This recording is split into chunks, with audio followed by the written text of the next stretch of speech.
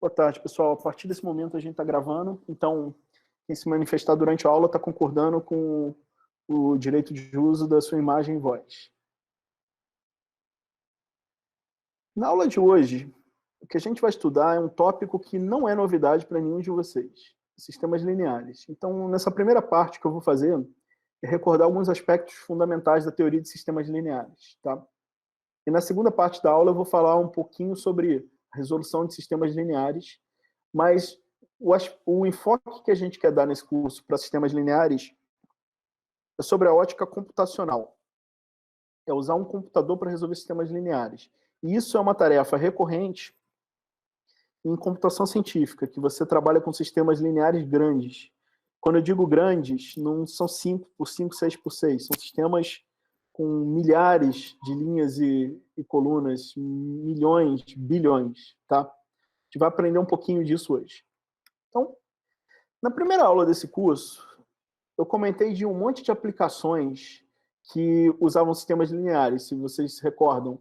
A simulação do impacto de um carro num obstáculo, uma simulação da reentrada de um foguete na atmosfera, o cálculo de linhas de tendência para uma massa grande de dados, o processo de treinamento de uma rede neural. Tudo isso envolve a solução de sistemas lineares grandes, sistemas de grande porte. Milhares, milhões, bilhões de variáveis. Tá?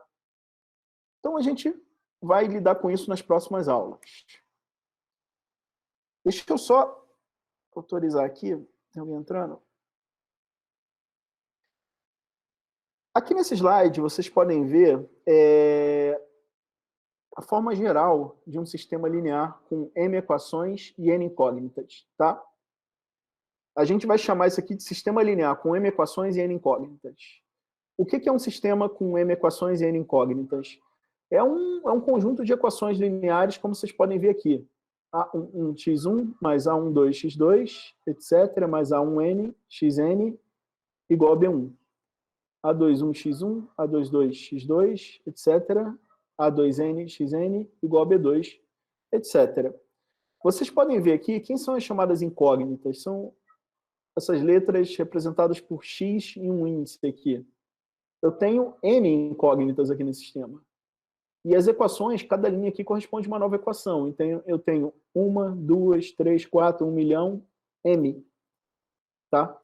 Esses números aqui, representados pela letra B com um índice que aparecem do lado direito de cada uma dessas equações, são chamadas constantes do sistema linear. E esses A e J aqui, que aparecem multiplicando as incógnitas em cada uma das equações, são chamados coeficientes. Quando a gente está lidando com um problema que envolve sistemas lineares, o mais comum é que esses coeficientes sejam números conhecidos, as constantes sejam números conhecidos, e as incógnitas, como o nome sugere, são números desconhecidos. Né? Então, quando a gente fala em resolver um sistema linear, o que a gente quer dizer é, eu dou essa informação e essa para vocês, e vocês têm que me devolver essa outra informação aqui. Eu dou os coeficientes e as constantes, e vocês têm que me devolver as incógnitas. Quando a gente lida com sistemas lineares muito grandes, essa forma geral aqui, que a gente costuma escrever um sistema 2x2, 3x3, se torna muito pouco prática, porque eu vou ter que lidar com equações muito grandes. Então, eu começo a ter problema para escrever elas no papel, eu começo a ter problema para botar ela num slide de aula. Então, é mais comum para sistemas muito grandes a gente usar uma representação matricial desse sistema linear. A representação matricial nada mais é que pegar esses objetos que aparecem aqui nessa forma geral, os coeficientes, as constantes e as incógnitas, e empacotar eles em matrizes. Como vocês podem ver aqui. Eu pego os coeficientes e empacoto eles numa matriz com m linhas e n colunas, que eu vou chamar de A. Eu pego as incógnitas e empacoto elas numa matriz com n linhas e uma coluna, como vocês podem ver aqui, e pego as constantes e empacoto elas numa outra matriz de m linhas e uma coluna. E se vocês lembrarem do produto matricial, se eu fizer o produto dessa matriz A por essa matriz X, linha por coluna, você vai ver que vai dar o quê? A11x1 mais A12x2 mais A1n xn. Se você voltar aqui, vocês estão vendo que essa primeira equação aqui resulta do produto da primeira componente desse produto matricial aqui, né? Que é o produto dessa linha aqui por essa coluna. Aqui é M por N. Aqui é N por 1. O resultado disso dá o quê? Dá M por 1, que é esse B aqui. Essas matrizes colunas, elas também podem ser pensadas como vetores. Se você pensar um vetor é o quê? Informalmente, é um pacotinho de números, né? Não vou pensar geometricamente, vou pensar a representação algébrica de um vetor, é um pacotinho de números, né? Se é um vetor em Rn, é n números. Aqui você tem n números, né? Então eu posso pensar essa matriz coluna aqui como um vetor em Rn, e essa outra aqui como um vetor em Rm. E agora, quando eu lidar com matrizes de coluna nesse curso, eu vou chamar elas de vetores, tá bom? Então, o que a gente tem aqui nessa representação matricial é o produto de uma matriz por um vetor, dando outro vetor. E a gente representa isso de forma compacta como AX igual a B. A partir desse momento, sempre que eu falar AX igual a B nesse curso, eu estou querendo me referir a um sistema linear. Se ele é um sistema linear em que o número de linhas e de colunas, ou seja, de equações incógnitas, é igual ou diferente, vai ficar claro pelo contexto, tá? Aqui eu estou apresentando a forma mais geral de um sistema linear, em que o número de equações e o número de incógnitas não é igual.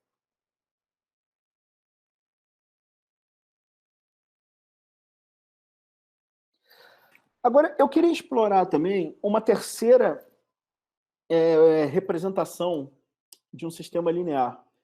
Eu posso ver um sistema linear naquele formato equações, eu posso ver ele num formato matricial, mas eu também posso ver ele num formato vetorial. Esse formato vetorial vem dessa representação matricial aqui. Vamos esquecer agora o produto linha por coluna e vamos pensar o seguinte, pensa essas colunas aqui dessa matriz. A primeira coluna é A11, A21, A31, AM1, né? A segunda é A12, A22, A23, A32, AM2 e assim por diante. Se vocês fizerem o produto dessa matriz por esse vetor, vai dar um vetor. Agora, o que eu convido vocês a verem é o seguinte, é que o resultado desse produto matriz-vetor, ele é igual ao seguinte, aí eu pegar esse número aqui, o x1, multiplicar por essa coluna aqui que eu posso ver como um vetor e somar isso com esse x2 vezes essa coluna que eu posso ver como um vetor, etc. O resultado daquele produto AX é um vetor que é a soma das colunas da matriz ponderadas pelos valores das incógnitas. Vocês já pensaram nisso? Vocês já viram isso em álgebra linear, talvez? Vamos ver aqui. Eu vou dar um sistema para vocês 2 por 2.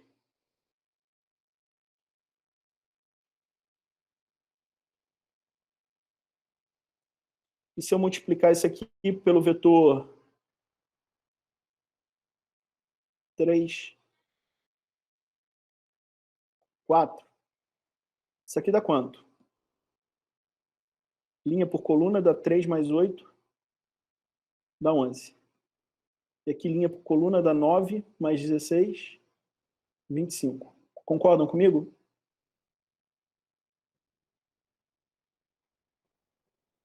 Sim.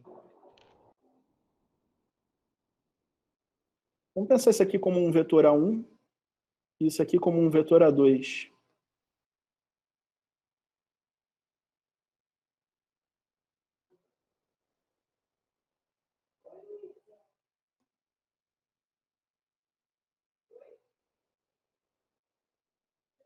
Quanto dá isso aqui? Eu peguei essas colunas aqui e estou somando elas ponderadas pelos valores aqui das incógnitas, não é? Isso aqui, 3 vezes o vetor 1, 3 dá quanto? 3, 9, não é? 4 vezes esse vetor aqui dá quanto? 8, 16. Se eu pegar esses dois vetores coluna aqui e somar eles, dá o quê? 11, 16 mais 9, 25. Alguém já tinha pensado num sistema linear dessa forma?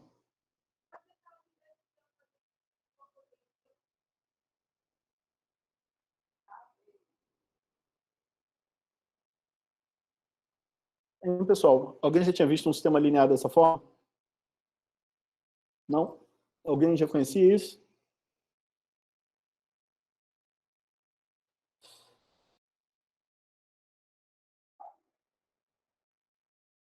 Não, mas faz sentido, né? Bem, pessoal, então essa é uma terceira forma de ver um sistema linear. Como é que é essa forma aqui? Eu pego as colunas da matriz A e faço uma soma ponderada delas. Essa soma ponderada de vetores por escalares é o que nós chamamos em álgebra linear de uma combinação linear dos vetores. Então, um sistema linear também pode ser visto como uma combinação linear das colunas da matriz A, produzindo o quê? O vetor B. Novamente, aqui as colunas de A são conhecidas, o vetor B é conhecido, quem a gente precisa determinar o quê? São as incógnitas. Então, aqui um sistema linear, resolver um sistema linear significa o quê? Encontrar os pesos dessa combinação linear das colunas de A que produzem o vetor B.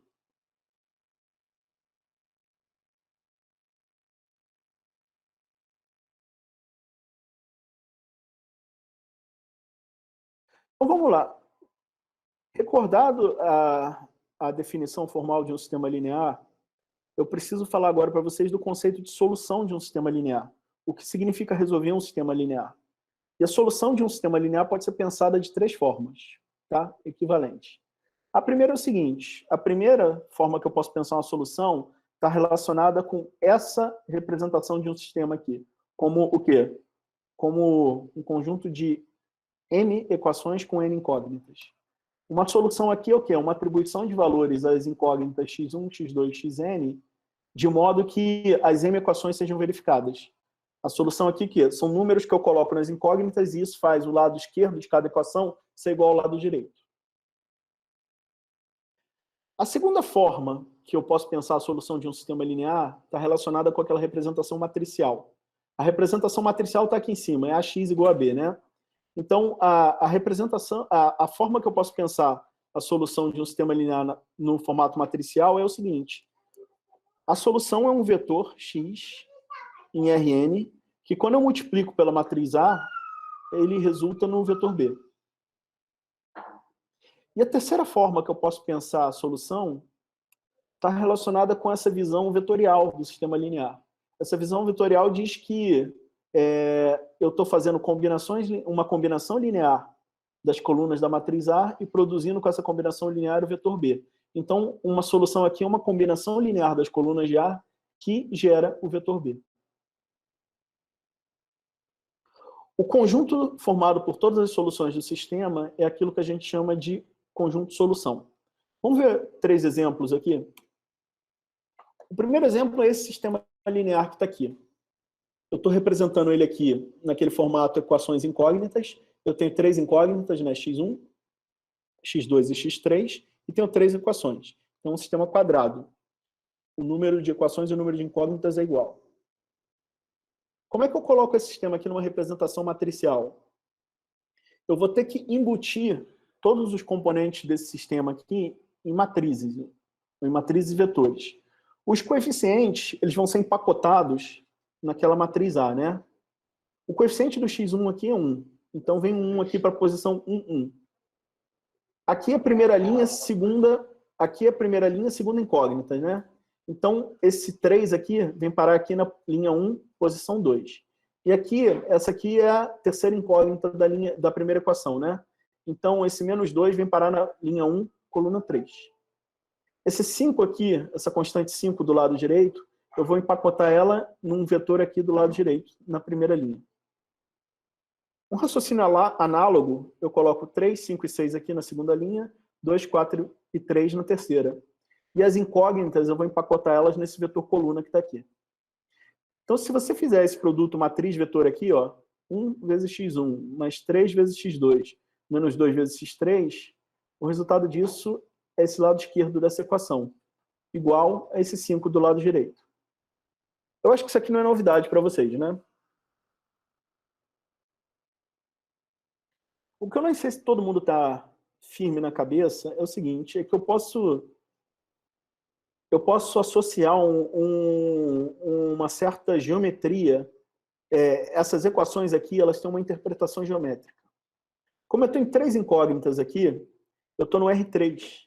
Então, eu posso pensar cada uma dessas equações aqui como uma equação de um plano no R3.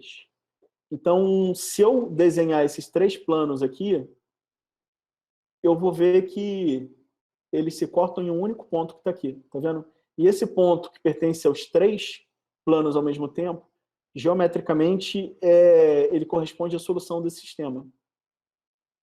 O que é uma solução aqui? É uma atribuição de valores para x1, x2, x3 que verifica todas as equações, ou um vetor que, quando multiplicado por essa matriz, dá esse vetor aqui. Esse vetor é o menos 15, 8, 2. Se eu pegar menos 15, 8, 2 e multiplicar por essa matriz, eu recomendo que vocês façam esse teste em casa, vocês vão ver que vai dar esse vetor aqui. Geometricamente, então, esse ponto aqui corresponde a esse vetor aqui.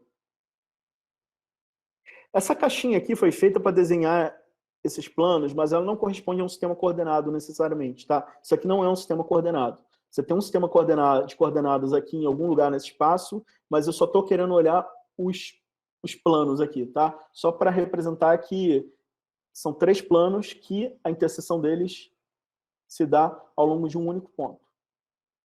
Esse sistema aqui, a gente vê geometricamente que só tem um ponto que mora nos 3 planos ao mesmo tempo. Então, essa solução aqui é única. Então, o conjunto solução dele é um único ponto em R3. É o ponto que tem essas coordenadas aqui. Tem alguma dúvida sobre isso, pessoal?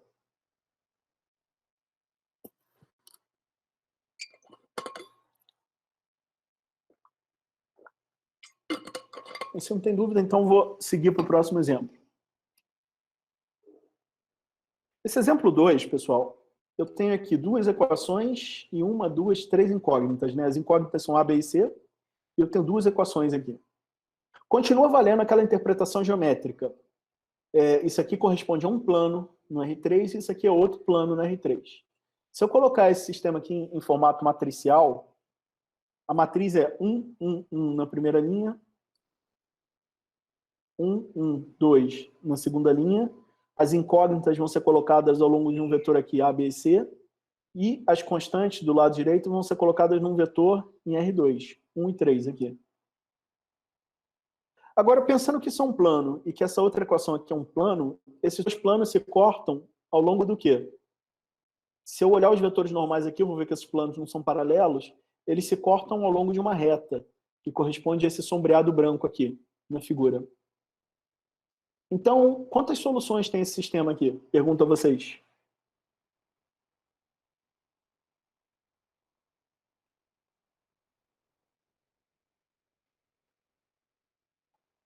Cada ponto nessa reta aqui é uma solução. Né? Por quê? O que é uma solução do ponto de vista geométrico? É um ponto que mora nos 2 planos ao mesmo tempo. Tem infinitos pontos aqui com essa propriedade, né? Então, se eu levar essa informação geométrica para o mundo algébrico, eu vou perceber o seguinte: um vetor uma solução é um vetor que, quando multiplicado por essa matriz, produz esse outro vetor. Existem infinitos vetores com essa característica, que, quando multiplicados por essa matriz aqui, vão produzir esse vetor aqui. O menos 1, 0, 2 é um deles. Vamos ver aqui.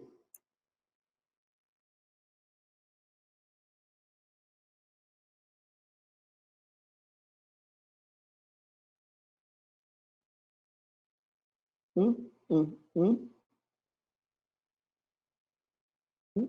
2.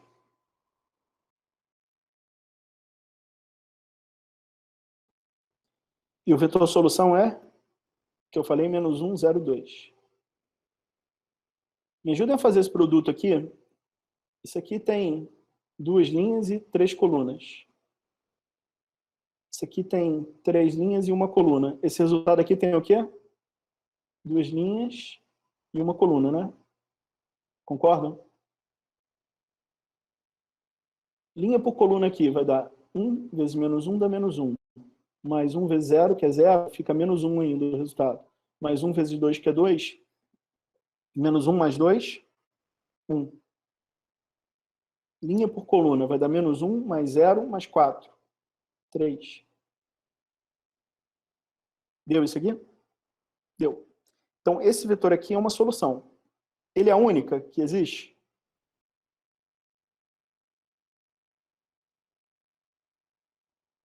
Não, ele não é uma única.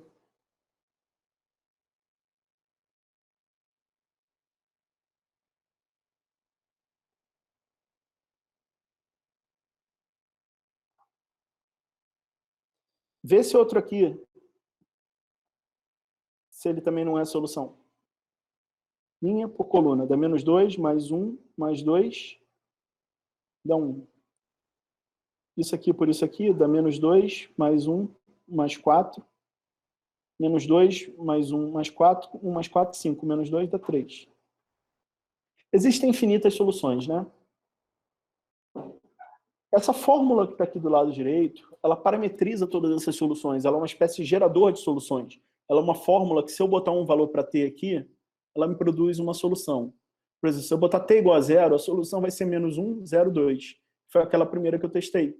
Se eu colocar t igual a 1, a solução vai ser menos 1, aí esse 1 vezes 1 aqui fica esse vetor mais esse, que dá menos 2, 1, 2. Foi o que eu testei. Agora, qualquer número real que você colocar aqui, vai te produzir um vetor aqui, que é a solução. Quando multiplicado por essa matriz, dá esse número aqui, 1, 3. Tá? Como esse sistema possui infinitas soluções, o conjunto de solução aqui é o quê? É uma reta, né? Essa reta branca aqui. Então, ele é o que a gente chama de um subespaço afim em R3. Né? Uma reta fora da origem é um subespaço afim.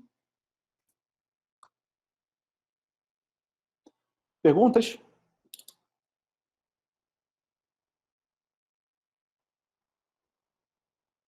Não? Posso seguir? Vamos ver um exemplo agora que tem duas incógnitas e três equações. Está aqui. 2x mais y igual a menos 1. Menos 3x mais y igual a menos 2. Menos x mais y igual a 1. Colocando isso aqui num formato matricial, a matriz vai ficar 2, 1. Menos 3, 1. Menos 1, 1. E o vetor de constantes, menos 1, menos 2 e 1. Se vocês fizerem aquela correspondência geométrica, a cada equação aqui você fizer uma correspondência de uma reta no R2, porque a gente tem duas incógnitas, vocês vão ver que essas três retas aqui se cortam, como está ilustrado nessa figura aqui. Do ponto de vista geométrico, uma solução aqui é um ponto do R2 que mora nas três equações ao mesmo tempo, não é? Que ponto do R2 aqui mora nessas três equações ao mesmo tempo?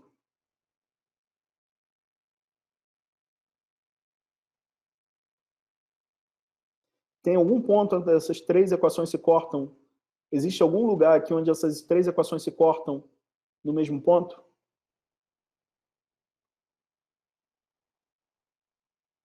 Não existe, né?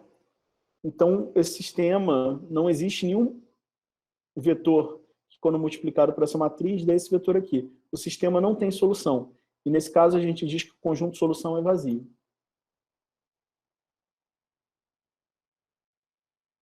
A gente viu, então, que são três casos típicos, são três possibilidades para sistemas lineares, né? Ele tem uma solução, ele tem infinitas soluções, ele não tem solução.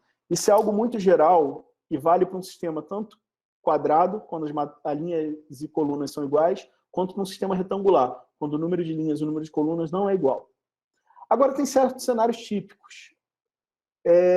Embora em qualquer cenário, tanto linhas iguais a colunas, como linhas diferentes de colunas, eu possa ter o caso de uma única solução, eu posso ter o caso de infinitas soluções, eu posso ter o caso de não ter solução, existe o caso típico. Quando a solução é única, a imensa maioria dos sistemas lineares que tem solução única são sistemas quadrados. Tá?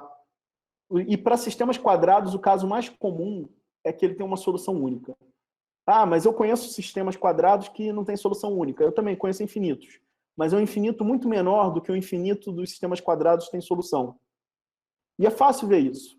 A gente sabe que eu posso pensar, para esse sistema ter solução, o determinante tem que ser diferente de zero, né?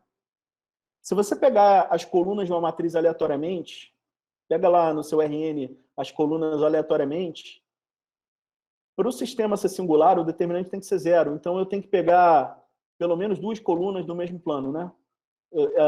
Eu tenho que ter se eu estou no R3, eu tenho que pegar os três vetores no R2 ou no R1, né?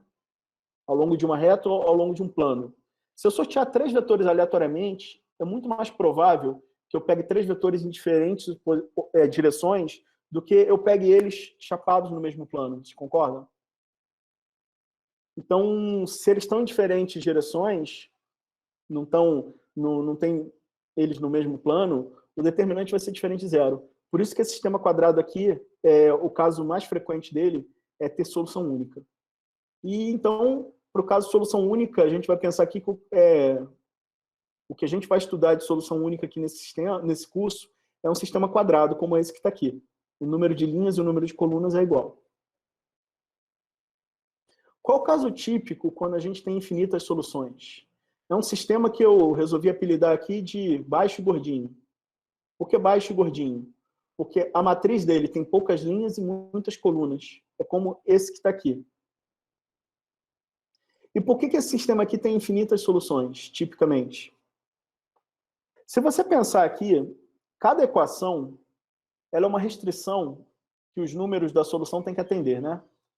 Se eu coloco poucas restrições, tem poucas equações para muitas incógnitas, eu tenho muita liberdade para as incógnitas tomarem valores. Então, é por isso que, normalmente, sistemas que têm poucas equações e muitas incógnitas têm infinitas soluções. Porque poucas equações colocam poucas exigências sobre os valores que essas incógnitas precisam, sobre que valores essas incógnitas podem ter. O caso ao contrário é quando o sistema não tem solução. É o quê? Eu tenho muitas equações e poucas incógnitas. Digamos, eu tenho 2 incógnitas só, e eu peço para ela atender 1000 equações. É pouco provável que esse sistema, que eu vá conseguir encontrar 2 números que vão atender todas essas restrições. Então, o caso que não tem solução, tipicamente é assim, é um sistema alto e magrinho. O que eu quero dizer alto e magrinho? Ele tem muitas linhas e poucas colunas, ele tem muitas equações e poucas incógnitas.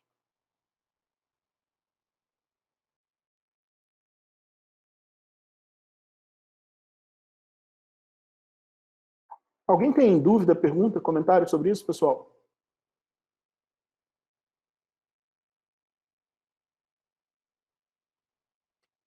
Tem? Não? Posso seguir? Eu vou descrever agora em detalhes, eu vou descrever um pouquinho de detalhes sobre cada um desses casos típicos aqui. Os demais sistemas lineares que existem, por exemplo, um sistema quadrado que tem infinitas soluções, um sistema quadrado que não tem solução, a partir desse momento não me interessa mais nesse curso. Da mesma forma, um sistema baixinho e gordinho que tem uma solução ou que não tem solução não me interessa mais. Só me interessa o sistema baixinho e gordinho que tem infinitas soluções. E para os sistemas altos e magrinhos, só me interessa quando eles não têm solução, tá? Os demais casos, eu não vou me preocupar. Ah, por quê? Você é preconceituoso com eles? Não, não é isso. É porque eles são raros. Então, eu não preciso gastar energia aqui para entender o caso raro.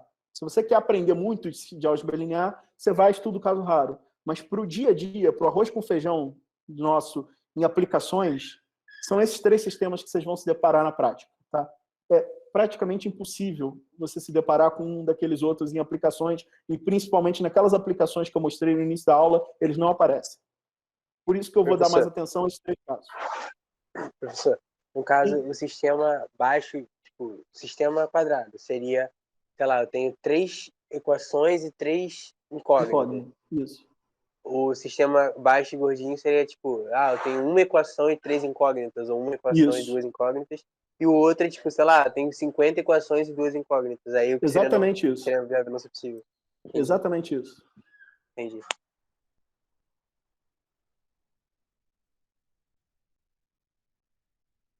Vamos fixar isso aqui, pessoal. Eu vou pedir para...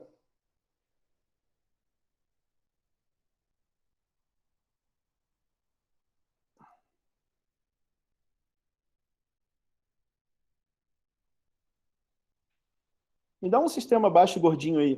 Podem me dar um exemplo? Vocês que vão me dizer as equações, as incógnitas e os números. Quantas equações, quantas incógnitas vocês querem?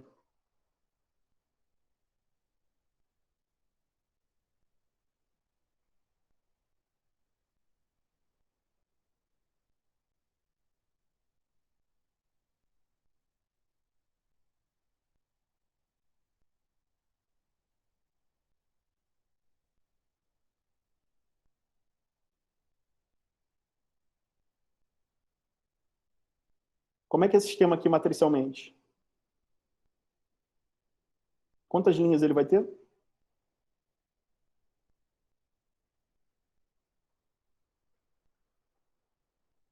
Quantas linhas esse sistema aqui tem, pessoal? É uma matriz 2x4? 2. 2. E quantas colunas? 4. Como é que é ele aqui? 1, 1, 1, 1, 1, menos 1, 0, 2. Quais são as incógnitas? x1, x2, x3, x4. Quais são as constantes? 1 e 5.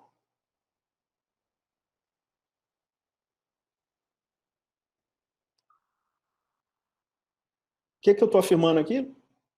Tipicamente, um sistema desse tem o quê? Resolver esse sistema é encontrar números que vão verificar tanto essa equação quanto essa, né? É colocar o valor para o x1, para o x2, para o x3, para o x4, que quando substituídos aqui, vai fazer essa primeira equação, o lado esquerdo ser 1, e nessa segunda, o lado esquerdo ser 5, né? Eu tenho 4 incógnitas. Em princípio, pode ser qualquer número real, né? Ah, não, mas eu tenho que atender que a soma das 4 incógnitas tem que ser 1. Eu já reduzi de infinitos números reais para... existe uma infinidade de números reais que atendem isso, né? Porque isso aqui é um plano em R4, não é? Só que já não é mais qualquer. Ainda tem infinidade, mas é uma infinidade bem menor, né? Quando eu coloco esse outro aqui, eu coloco um outro plano aqui, em R4, o que vai ser a solução? Vai ser o conjunto de pontos do R4, onde as duas equações valem, não é? Concordam? Que a gente está vendo aqui que é uma reta, né? Tem infinitas soluções, né? Agora eu quero que vocês pensem o seguinte, eu quero que vocês pensem as equações como restrições. Eu começo, em princípio, então, em R4, podendo tomar qualquer valor para as 4 variáveis.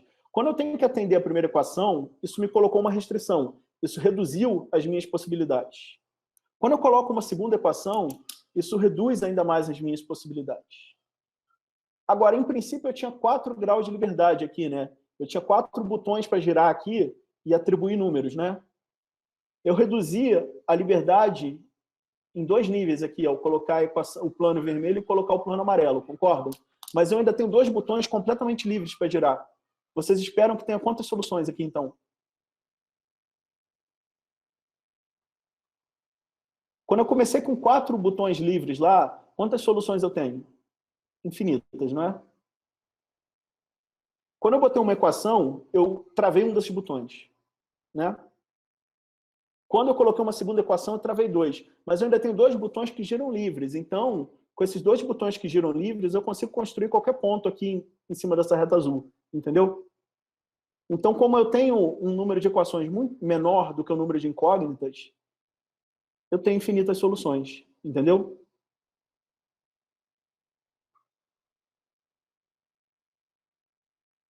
Tá, pessoal? Foi? Sim, sim, professor. Me dá um exemplo agora de um sistema alto e magrinho.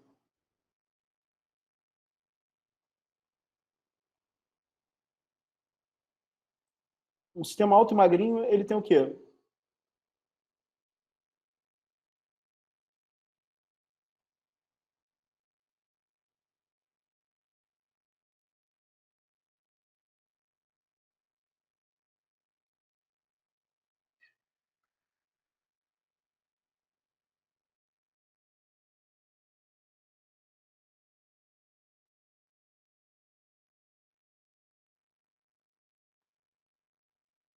Deixa eu colocar isso aqui.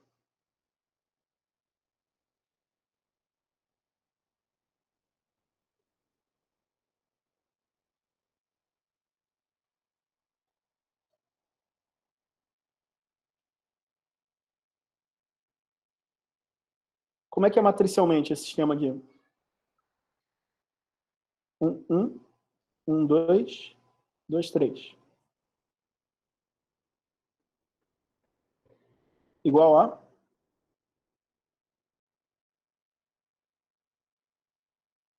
Eu comecei aqui, então, com 2 botões, né? O X1 e X2. Quando eu coloco essa equação aqui, esses 2 botões não estão mais livres. Eles têm que morar... A solução tem que morar nessa reta. Então, um botão está travado e o outro ainda está livre para girar, né? Coloquei essa equação verde. Pronto, eu travei o segundo botão. Quando eu coloco só esse aqui, esses dois, tem uma solução aqui, não tem? Está aqui, não é? Eu vou botar uma reta amarela aqui. Tá?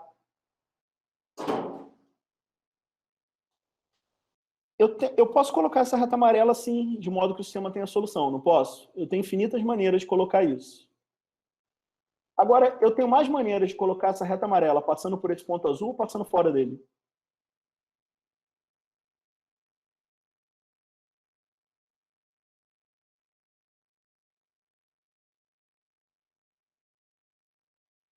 Ó, fora dele eu posso colocar aqui.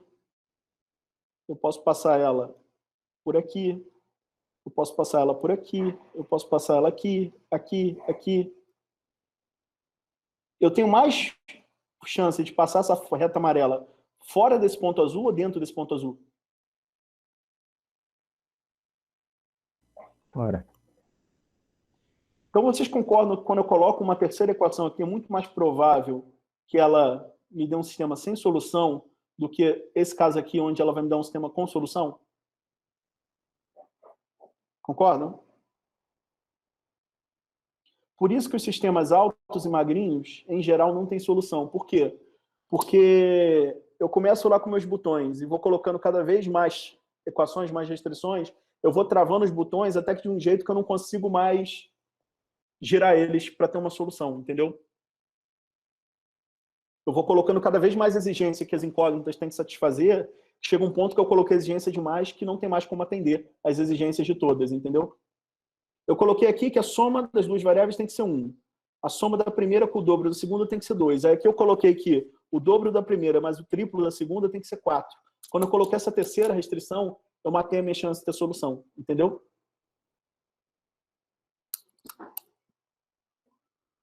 E num sistema quadrado,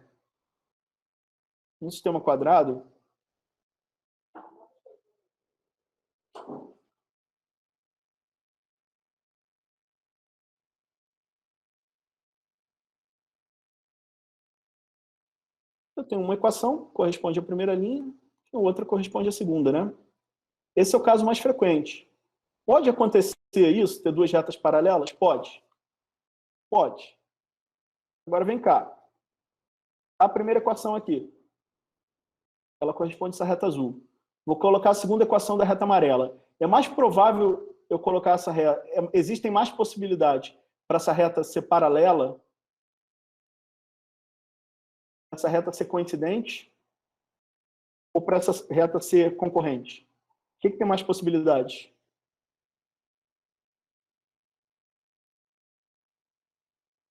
Também é óbvio que o mais provável, se eu escolher essa reta amarela aleatoriamente, é que ela corte com a reta azul, né?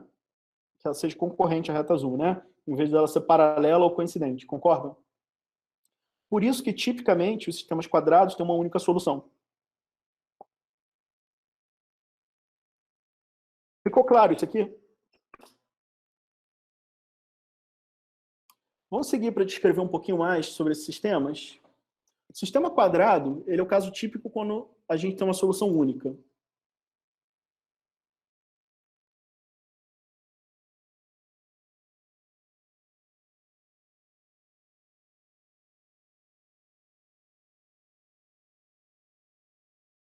Agora, como é que a gente caracteriza isso, que tem uma solução única? Aqui nos sistemas quadrados, essa caracterização da unicidade da solução, a gente tem um critério algébrico para determinar isso. É o quê? É o determinante de A ser diferente de zero, né? A solução ser única também, se a gente pensar esse sistema aqui naquele formato vetorial, quer dizer o seguinte, existe uma única combinação linear das colunas dessa matriz A que produzem um vetor B. Essa combinação linear, esses pesos aqui, podem ser coletados num vetor X, é o que a gente chama de vetor solução, né? A gente também pode representar esse vetor solução por essa fórmula aqui. Ele é o produto da matriz inversa de A pelo vetor B, né? Vocês já aprenderam o conceito de inversa, é uma matriz que, quando multiplicada pela A, tanto à esquerda quanto à direita, dá o quê? Dá a matriz identidade. Então, a inversa de A também é uma forma de eu expressar essa solução, né? Eu tenho AX igual a B.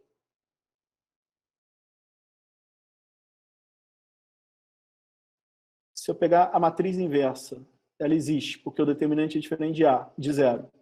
E eu multiplico ela dos dois lados aqui pela esquerda, isso aqui vai dar uma matriz identidade. Identidade vezes x dá o próprio x.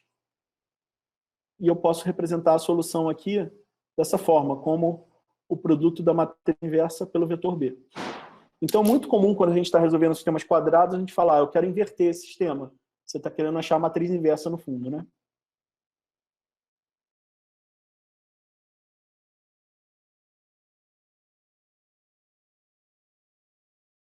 Já os sistemas baixinhos e gordinhos, que é esse aqui, a solução dele é o quê? Ele tipicamente tem infinitas soluções. Isso quer dizer o seguinte, cada solução é uma combinação linear das colunas de A que produz o vetor B. E existem infinitas combinações lineares desse tipo que produzem, que misturam essas colunas de A de modo a produzir o B.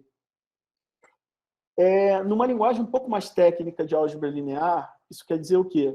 Que o vetor B, ele mora no subespaço vetorial gerado pelas colunas da matriz A. Tá? Então, esse span dessas colunas de A aqui é uma abreviatura que os livros de matemática usam na língua inglesa para dizer subespaço gerado por essas colunas. Tá?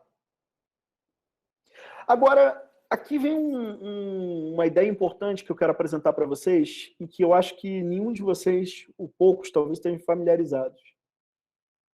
Que é o seguinte, vocês foram muito educados, vocês que eu digo o nosso sistema educacional trabalha muito no ensino de matemática você procurar a solução de um problema. E os alunos chegam na universidade um pouco perdidos sobre quando você tem um problema com infinitas soluções, o que você faz? Eu estou acostumado a ver várias gerações de alunos terem bloqueio de não saber o que fazer, uma vez que eu tenho infinitas possibilidades de fazer uma coisa. Isso não é ruim, isso é bom. Eu tenho mais de uma solução. Tá? Tem problema que não tem solução. Aqui você está reclamando de ter muitas. Se você tem muitas soluções à sua disposição, aqui no caso a gente tem infinitas, qual delas você vai usar para resolver o seu problema? Em princípio, você pode usar qualquer uma, não é? Mas se você tiver que usar um critério racional para escolher elas, não, eu fui mais com a cara desse vetor aqui porque todos os números são inteiros. Não, eu prefiro esse aqui porque todos são positivos. Não, eu prefiro esse aqui porque esse aqui está cheio de zeros. Se você está num cenário desse que você tem infinitas soluções, perguntas como essa podem surgir. Qual solução que a gente usa? Em princípio, pode usar qualquer uma, mas se você precisar escolher uma apenas, um critério racional que é utilizado para escolher a gente tenta ser o mais econômico possível. O que quer dizer econômico? A gente tenta escolher o vetor que tem o menor tamanho. Minimizar o tamanho do vetor solução é o quê? É encontrar a solução para esse problema aqui. Eu quero o mínimo da norma, do módulo do vetor.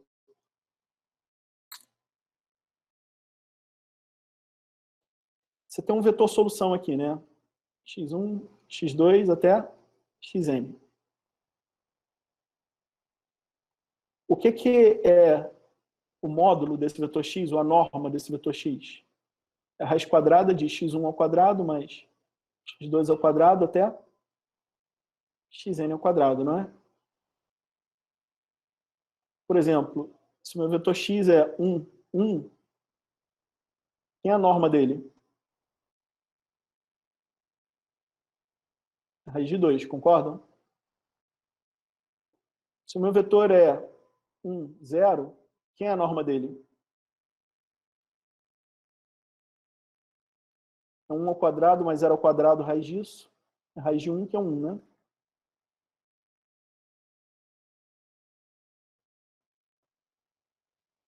Se o meu vetor x é menos 1, 0 e 2, quem é a norma dele? Me digam.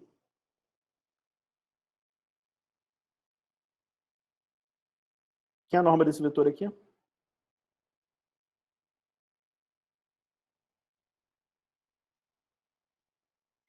Matheus respondeu, professor, raiz de 5. É a raiz de 5, né? Tá. Vocês estão vendo que tem vetores aqui com normas diferentes. Se eu tenho infinitas soluções, como por exemplo, nesse sistema aqui, eu tenho as soluções com essa cara aqui, né? Vamos ver. ABC igual a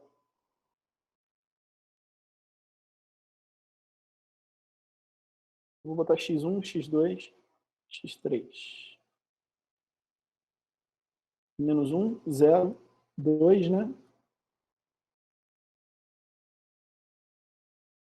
Mais t vezes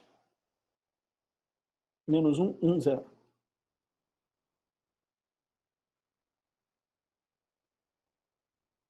Vamos somar esses dois vetores aqui, fica o quê? Menos 1, menos t, t,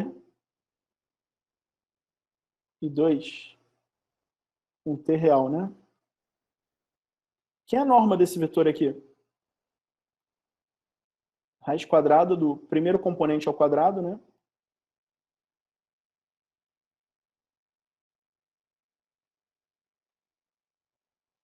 Mais o segundo componente ao quadrado, mais o terceiro componente ao quadrado.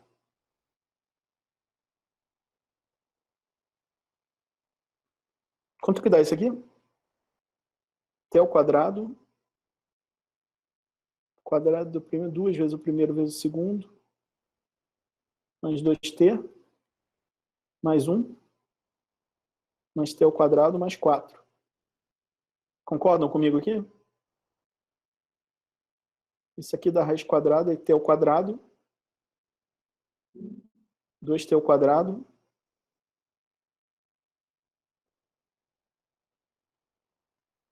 mais 2t mais 5.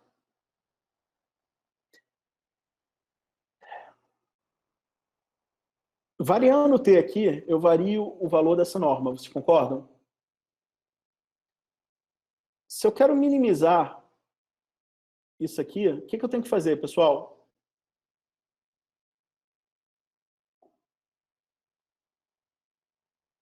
Para cada valor de t aqui, eu tenho uma norma diferente, não é? Qual o valor de t que vai me dar o menor valor de norma aqui?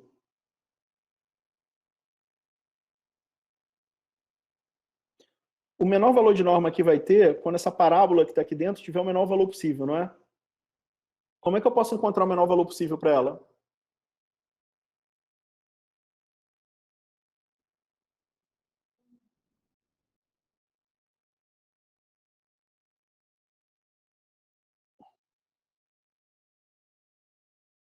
Essa parábola aqui dentro,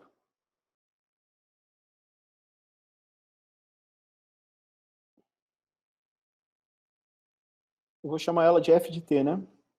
Quem é o f' de t? 4t mais 2 é igual a 0, né? Vou botar uma cor mais forte aqui.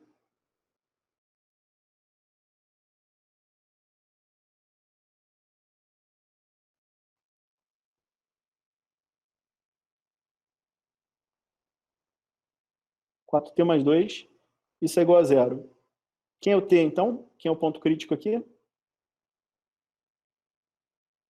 Menos 2 sobre 4 é menos 1/2, né? Quanto que é essa norma de x aqui, quando t vale menos 1/2? Me digam.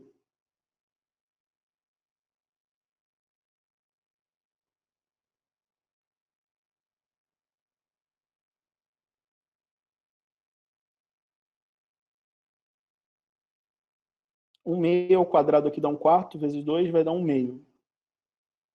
1/2 menos 1 é 2 vezes menos 1/2 vai dar menos 1, né?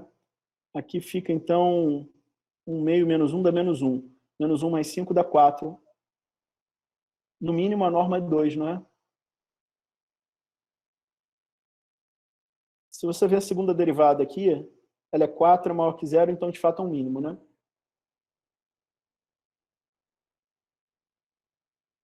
Quem é o vetor x que corresponde ao mínimo, pessoal?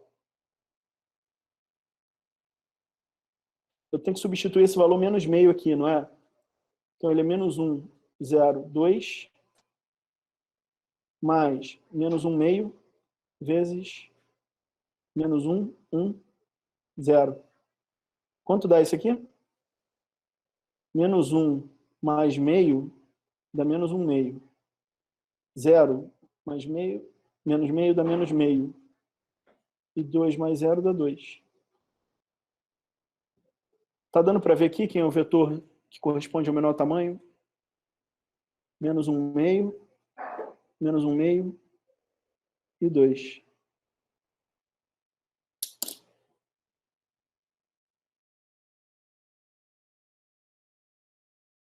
É claro aqui, quando eu falo que a gente tem que usar a solução de menor tamanho, o que eu quero dizer? Eu tenho infinitas à minha disposição. Eu quero escolher aquela que vai minimizar a norma, né? Porque é um critério de economia. Muitas vezes, em muitos problemas que isso aqui está associado, esse de menor norma é o de menor energia, por exemplo. Em problemas de física, isso é muito comum, em engenharia. Então, um problema mais geral, você pode usar um critério. O vetor de menor tamanho deve ser o mais econômico, né? Deve ser o que vai gastar mais material, deve ser o que tem o menor custo. Tá bom? Então, quando a gente lida com sistemas com infinitas soluções, surge essa ideia de solução de menor norma. Tá claro isso aqui?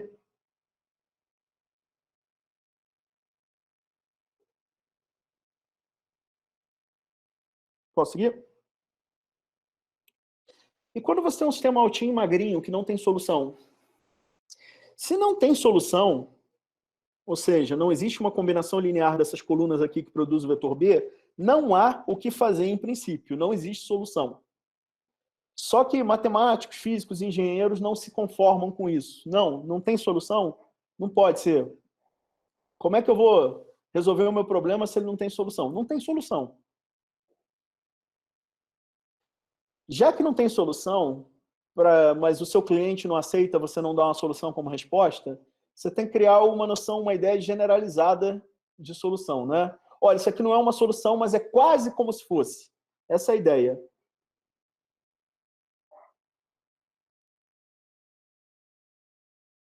Se não tem solução, uma solução é um vetor que eu multiplico pelo A e dá o B, não é?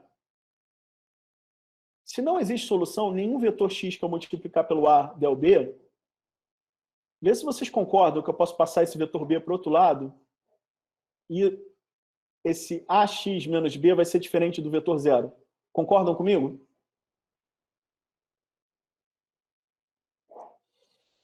Esse vetor AX menos B, ó, eu pego uma matriz,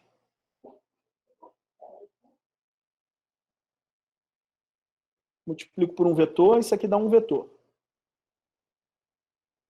Eu estou fazendo aqui agora isso, ó. Né? Isso aqui é A, isso aqui é X, isso aqui é B. Se existisse uma solução, quando eu multiplicasse AX e subtraísse B, eu ia ter o vetor nulo como solução. Como não existe uma solução, eu não vou ter o vetor nulo. Mas vocês concordam que esse vetor aqui, se ele fosse muito pequenininho, ele não seria uma solução, mas seria quase uma solução? O que eu estou tentando fazer, no fundo, é achar um vetor B que isso seja aproximadamente zero. Vetor zero. Como é que eu posso fazer isso? Eu tento encontrar um x que faça o tamanho desse vetor de diferença aqui, ax menos b, o menor possível. Vocês já viram como a gente maximiza, como a gente minimiza a norma no exemplo anterior. O que eu vou tentar fazer agora é achar um x que vá minimizar essa norma aqui. Não é mais a norma do x, é a norma de ax menos b. Tá certo?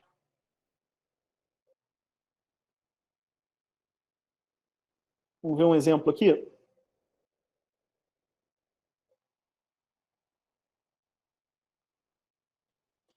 Eu vou fazer um exemplo bem simplório, com uma incógnita só, tá?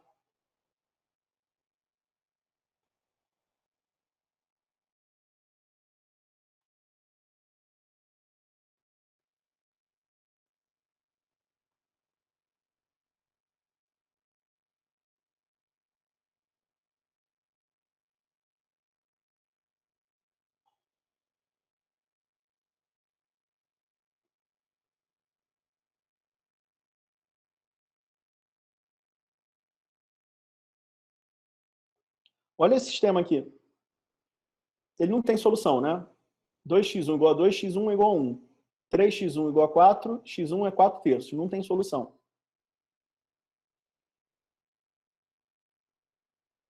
Então, vocês concordam que isso aqui é diferente do 0, 0?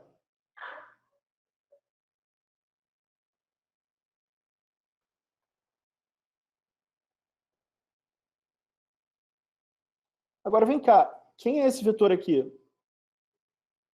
É 2x1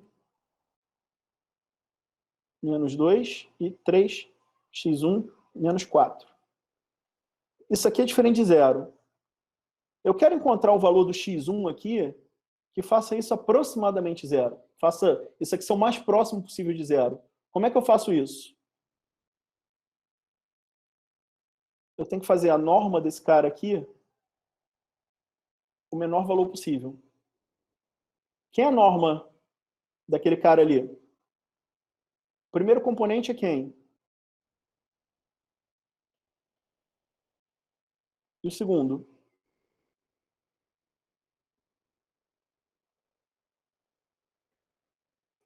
Isso aqui vai dar o quê? 4x1 ao quadrado menos 4x1 mais 4 mais 9x1 ao quadrado menos 24x1 mais 16 raiz quadrada disso. Eu tenho um polinômio quadrático aqui em x1, não é?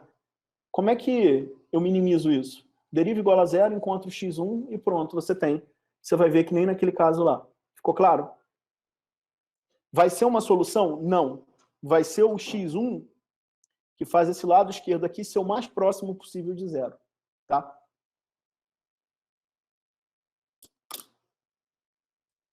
Isso aqui a gente chama de solução generalizada. Eu estou colocando aqui que isso aqui é a mesma coisa que projetar o vetor B que não mora no subespaço. Se isso não tem solução, esse B não mora no subespaço gerado pelas colunas de A, essa solução generalizada consiste em projetar esse B no subespaço gerado pelas colunas de A. Quando a gente for falar de mínimos quadrados, eu vou explorar um pouco mais essa ideia geométrica de projeção. Na aula de hoje, não, tá? Então, com isso aqui, a gente fecha a primeira parte da aula. Pessoal, alguma dúvida?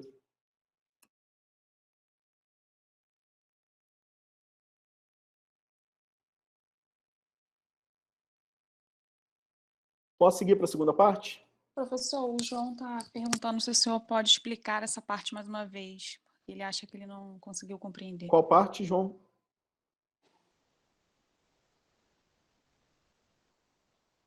Essa de sistema sem solução? Ele fala que é que o senhor acabou de explicar. Tá.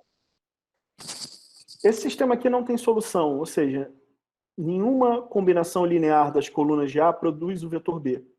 Isso quer dizer o seguinte, o vetor B não mora no subespaço gerado pelas colunas de A. Tá? Se ele morasse, existia uma combinação linear que faz isso. Então, a rigor, eu não tenho como encontrar uma solução porque ela não existe. Ah, mas e se isso aqui está modelando um problema, eu tenho que me contentar que o problema não tem solução?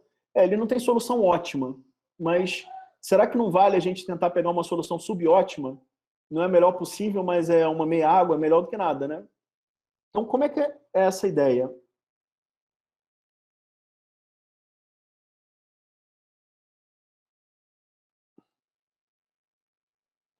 Se não existe solução, não tem nenhum vetor que eu multiplique pelo A que vai dar o B. Então, o produto AX é diferente de B. Posso passar o B para o lado esquerdo aqui? Aí eu sei que o AX menos B é diferente de 0. 0 vetor 0 aqui. Ou se eu quiser olhar isso aqui matricialmente, naquelas caixinhas, vai dar que A vezes X menos B aqui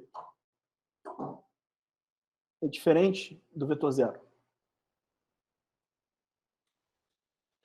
Uma solução faria esse AX menos B igual a 0.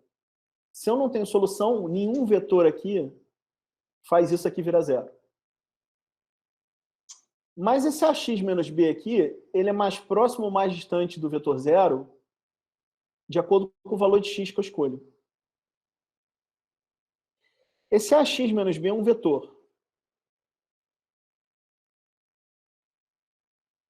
No caso de infinitas soluções, que eu tinha infinitos vetores à minha disposição, qual que eu escolhi? Eu escolhi o de menor tamanho, não é? O tamanho desse vetor é medido pela norma. Se eu quero que isso aqui pareça com uma solução, é razoável eu escolher o x que faça esse vetor aqui ter o menor tamanho possível, não é? Porque o vetor 0, ele tem tamanho 0. Se eu escolher o x de modo que isso aqui tenha quase tamanho 0, eu não tenho uma solução, mas eu tenho próximo do que seria uma solução. Entendeu? As contas que eu fiz aqui nesse exemplo final foram nesse sentido. Esse sistema linear aqui não tem solução. O que eu fiz foi pegar aquele ax menos b, calculei a norma dele aqui e tentei encontrar o quê? O vetor x que faça essa norma ser o menor número possível. Ou seja, que esse vetor seja o mais próximo possível do vetor 0. Tá claro agora? Isso aqui é o que a gente chama de solução generalizada. Ou, como a gente vai ver mais à frente, solução de mínimos quadrados. Posso seguir? Ele disse que ficou claro, sim.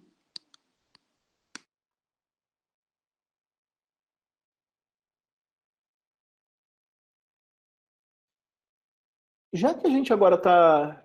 A gente recordou o básico do fundamental de sistemas lineares, vem a pergunta, se eu tenho um sistema linear, como é que eu posso resolver ele no computador? 2x2, 3x3, 4x4, você faz à mão. Eu vou até fazer exemplo aqui, o sistema pequeno, por razões pedagógicas, mas quando eu falo em resolver sistemas aqui, eu estou querendo resolver um sistema grande, desses que são intratáveis à mão. Tá? A gente tem duas categorias de métodos para isso. A gente tem os chamados métodos diretos e os métodos iterativos. Estou falando métodos computacionais para sistemas lineares. Nos métodos diretos, a solução é obtida após um número finito de etapas. E cada etapa envolve operações com os elementos, com as entradas da matriz A e do vetor B. Ou seja, o vetor final x ele é obtido quando eu faço uma certa transformação dos números que estão embutidos na matriz A e no vetor B, de modo a construir um vetor x que atenda essa equação aqui. A segunda categoria de métodos, métodos iterativos, eu obtenho a solução de um sistema linear após um número infinito de etapas em geral. Tá? Como? Eu não tento resolver o sistema de maneira exata, eu construo uma aproximação para ele. Eu pego a matriz A e o vetor B, faço certas operações com as entradas dela, mas esse número que vai sair ali, eu não considero ele uma solução. Eu considero que ele é uma aproximação. E eu crio uma sequência de aproximações, x0, x1, x2, x3, que nem a gente fez no método de Newton, no método da iteração de ponto fixo. E eu tento fazer isso aqui de modo que, no limite, quando o n vai para infinito, eu tenho a solução. Então, ficou clara a distinção conceitual entre os métodos diretos e os métodos iterativos? Métodos diretos, após um número finito de etapas, você tem a solução. Métodos iterativos, você só tem a solução exata após um processo de limite.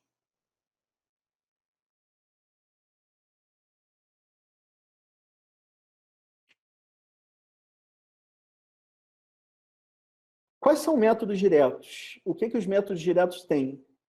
Em teoria, eles te dão a resposta num número finito de etapas e te dão a resposta exata, né?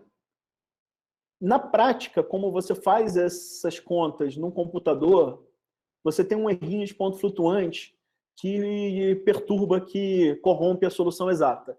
Então, no papel, se você usar um método direto no papel, como a gente está habituado a fazer desde a escola, o método direto vai te dar a solução exata do sistema linear. Se você fizer num computador, você não vai ter uma solução exata. Você vai ter um vetor que é muito próximo, em geral, da solução exata, mas ele tem um pequeno ruídozinho de ponto flutuante lá.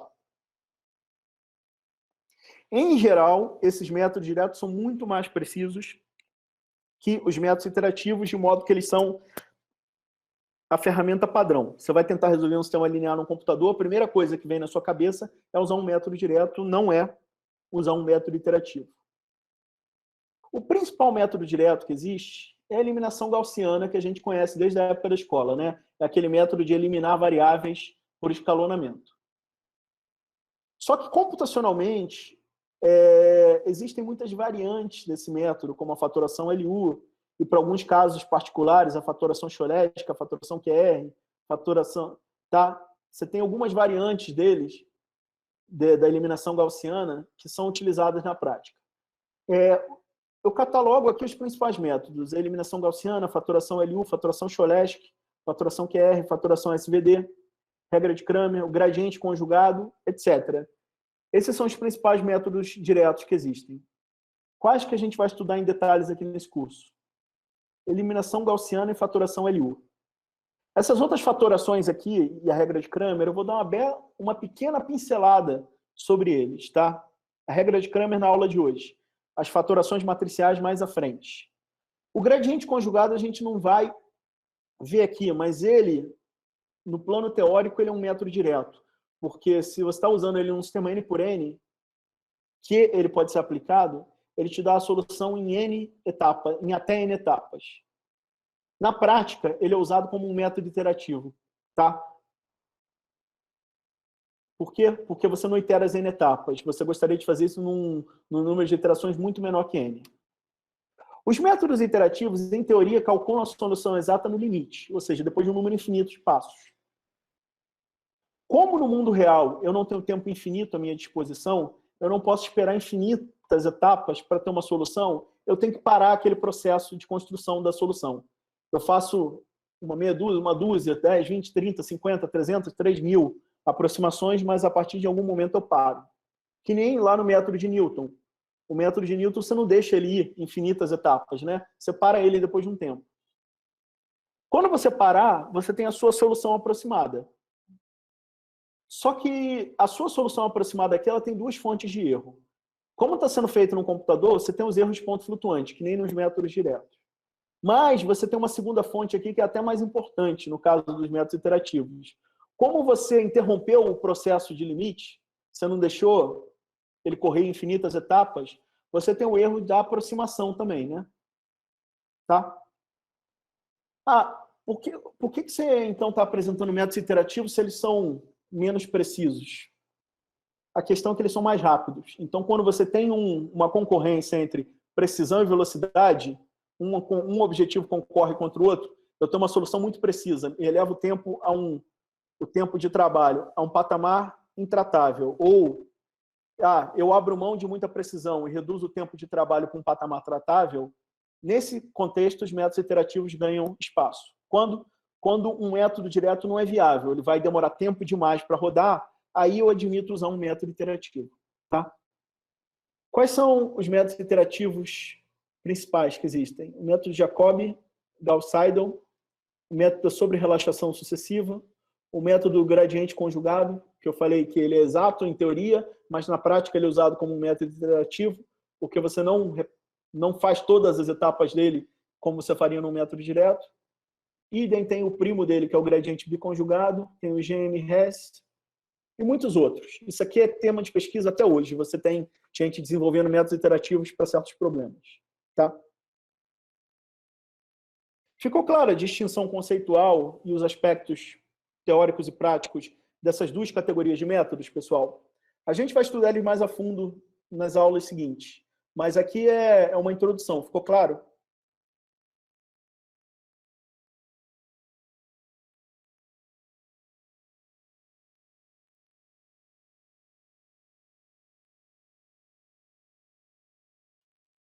Ficou? Então vamos seguir. Algumas pessoas responderam sim, professor, no chat. Eu apresentei um zoológico de opções para resolver um sistema linear aqui, né? Você tem diversos métodos. Podemos usar qualquer método em qualquer sistema linear? O que vocês acham?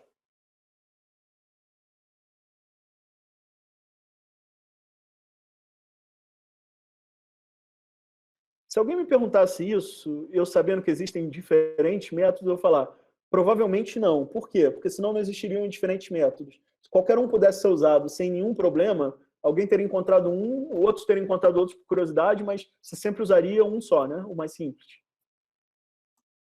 A gente vai ver, então, que não, e tem razões para essa resposta ser não. Na escola, vocês aprendem a regra de Cramer, né? Como é que a gente resolve um sistema linear pela regra de Cramer? A regra de Cramer envolve o cálculo de determinantes. Eu vou pegar esse sistema linear aqui quadrado, ela é aplicável só a sistemas quadrados, né? Ele tem n colunas, n incógnitas, tem um vetor B aqui. A regra de Cramer me permite expressar a solução desse sistema em termos de razão de alguns determinantes. No denominador, eu tenho o determinante da matriz A. É importante que ele seja diferente de zero. E esse é o caso se o sistema tiver uma solução única, né? Então, a gente vê aqui como tem um determinante no denominador aqui, determinante de A, eu só posso aplicar isso quando o determinante de A for diferente de zero. E esse é o caso quando o sistema quadrado é não singular, ou seja, tem solução única.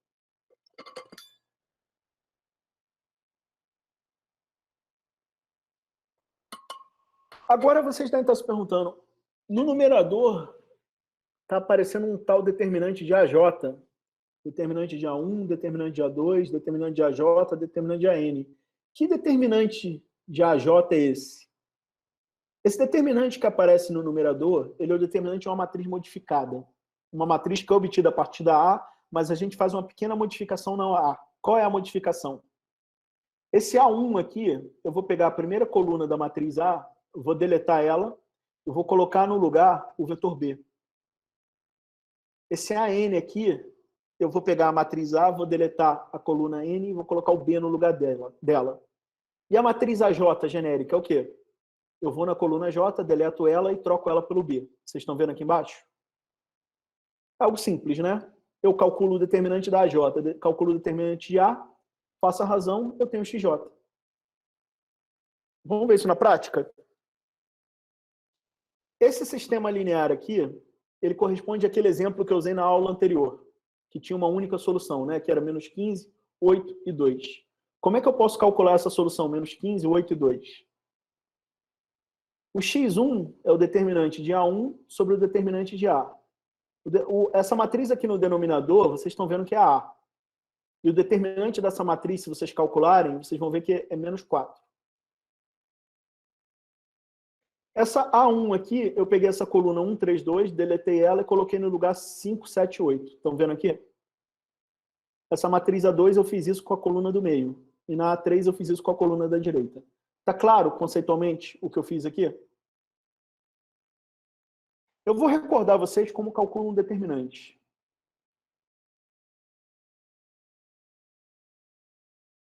Como é que é essa matriz A? 1, 3, menos 2.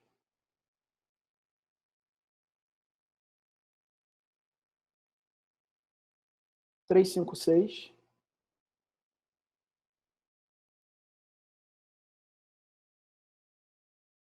2, 4, 3. Como é que vocês calculam esse determinante aqui, pessoal?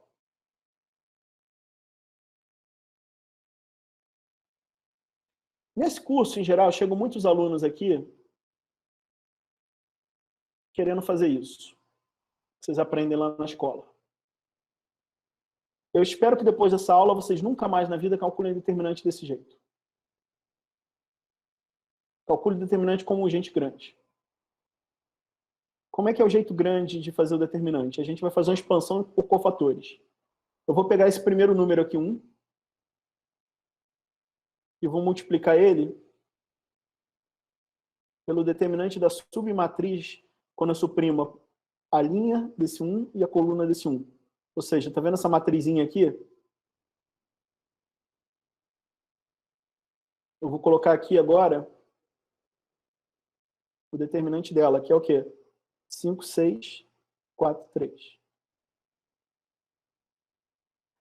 Agora eu vou pegar esse 3 aqui, eu vou suprimir a linha dele e a coluna dele. Aí fica essa matriz aqui, não é? 3, 6, 2, 3. Só que esse 3 aqui, ele está na linha 1, coluna 2. Esse camarada aqui, ele está onde? Linha 1, coluna 1. A soma da linha com a coluna é 2. Eu mantenho o sinal dele, eu coloco o sinal dele positivo, né? Esse aqui está na linha 1, coluna 3. A soma dos índices da linha e da coluna é ímpar. Aí eu mudo o sinal. Então aqui vai dar menos 3 vezes o determinante de que submatriz? 3, 2, 63. E agora eu pego esse cara aqui, suprimo a linha dele, suprimo a coluna dele, e faço ele vezes o determinante dessa submatriz aqui, né? Ele está na linha 2, linha 1, coluna 3. Então, 1 mais 3 dá 4. O sinal é positivo aqui. Vezes o determinante. 3, 5, 2, 4.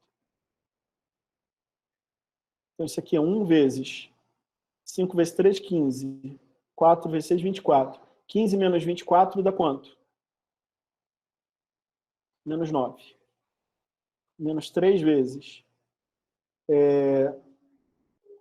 3 vezes 3, 9. 2 vezes 6, 12. 9 menos 12, menos 3, né? 2 vezes. 3 vezes 4, 12. 2 vezes 5, 10. 12 menos 10, 2. Então, isso aqui é menos 9, mais 4. Que dá menos 18, mais 4 dá quanto? Menos 14. Errei alguma coisa aqui, errei algum sinal, né? Professor, acho que ali no menos 3 vezes menos 3 dá mais 9, não? Dá mais 9, é. Mas eu errei aqui também. 3 vezes 4, 12. 3, 5, 2, 4. 3 vezes 4, 8, 12. 2 vezes 5, 10, né? 12 menos 10 dá 2. 4.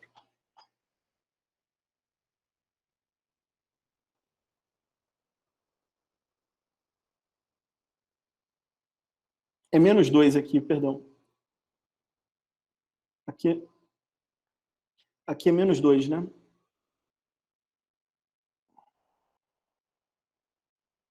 Dá menos 4, então tá. Foi. Por que você prefere fazer desse jeito aqui?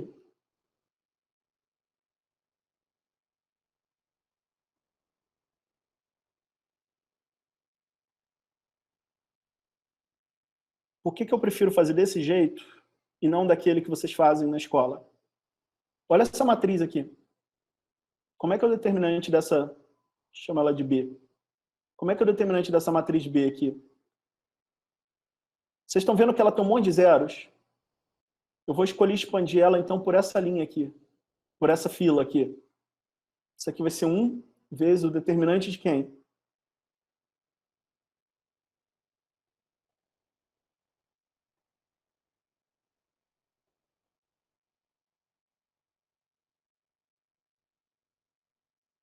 Quem é o determinante de B aqui? 1 vezes o determinante de 2, 3, 4, 5, mais 0 vezes o determinante de alguém, né? Eu agora expandi por aqui, eu suprimo essa linha, essa coluna, mais 0, fazendo isso aqui agora, vezes o determinante disso aqui, né? Agora, se eu tenho 0 aqui, não importa, isso vai dar 0, isso vai dar 0. Eu fiz isso aqui calculando o quê? 2 vezes 3, 5, 3 vezes 4, 12, 10 menos 12, menos 2. Vocês estão vendo como mais simples foi calcular o determinante dessa matriz por essa regra do que se eu pegasse aqui e repetisse isso? Por isso que eu prefiro essa regra da expansão de cofatores, para fazer na mão, tá? Se você calcular, então, esses determinantes aqui, esse dá 60, o de baixo dá menos 4, 60 sobre menos 4, menos 15. Aqui vai dar menos 32 sobre menos 4, 8, menos 8 sobre menos 4, 2. Tá claro isso, pessoal?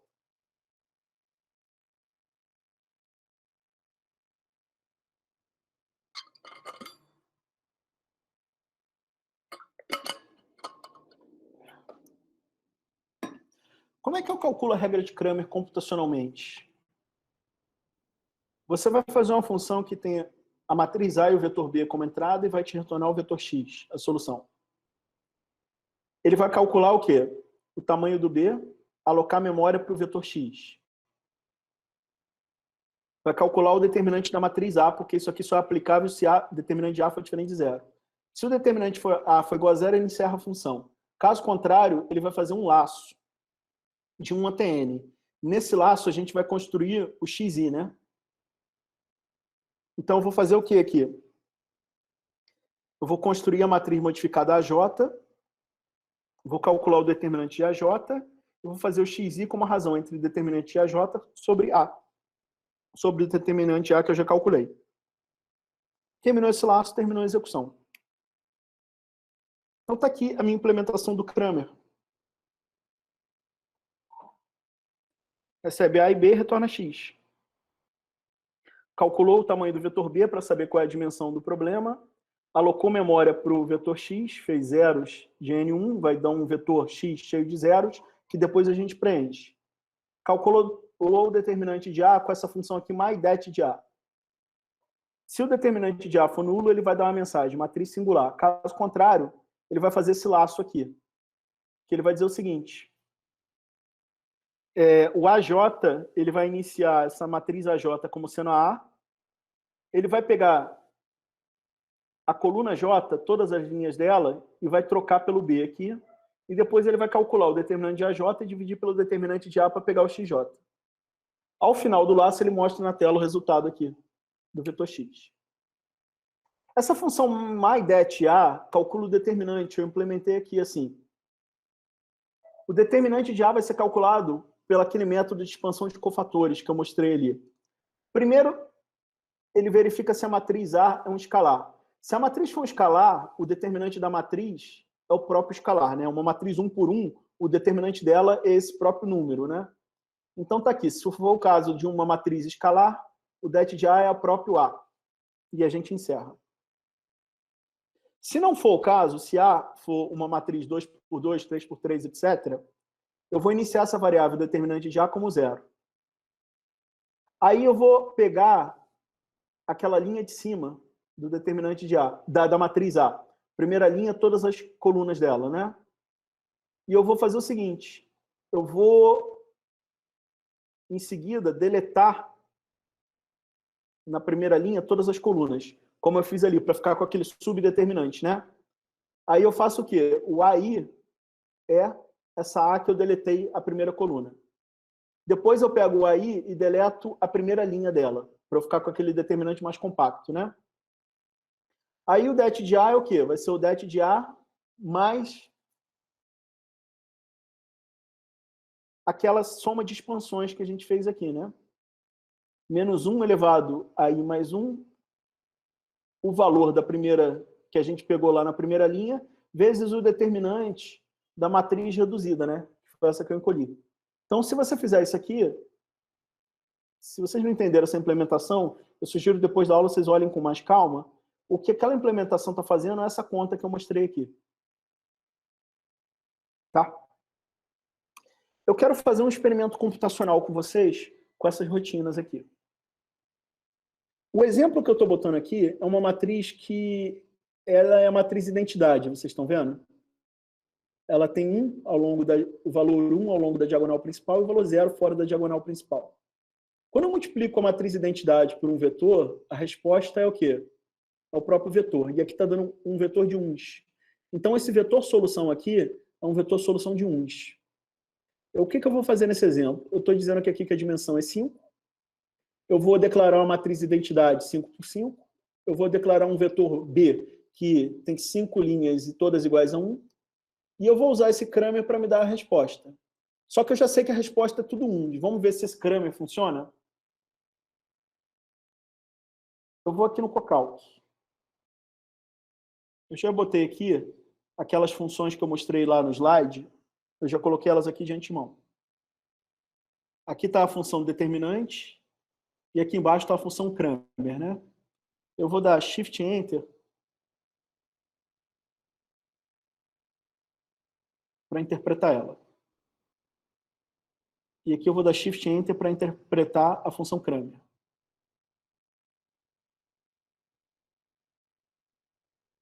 Agora eu vou aqui, ó, eu estou botando n igual a 5, eu vou declarar uma matriz identidade A, um vetor de 1 B, e eu vou aplicar o Cramer. Quem que vocês esperam que saia como resposta aqui? Um vetor que todas as componentes sejam iguais a 1, né? Vamos ver se sai isso?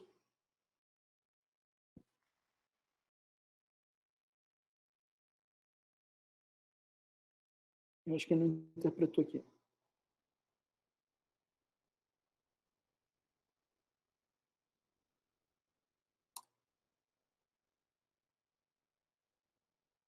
Tá aqui, 1. Tá vendo? E ele gastou quanto tempo para fazer isso? Esse TikTok aqui é um cronômetro. Ele vai dizer quanto tempo levou para essa função aqui ser executada. Levou 0,05 segundos, né? Vamos fazer isso aqui para 6.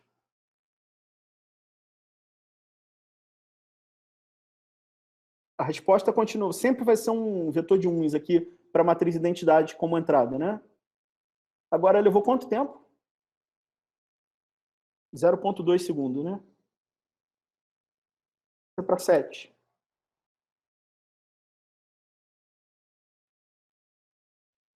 Levou 2 segundos, né? Vamos para 8.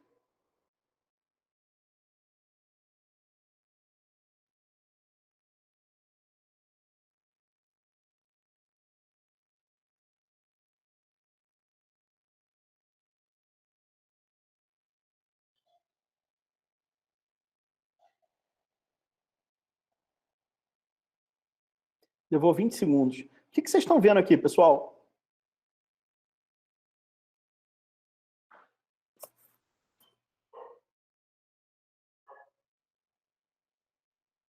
O que vocês estão vendo aqui?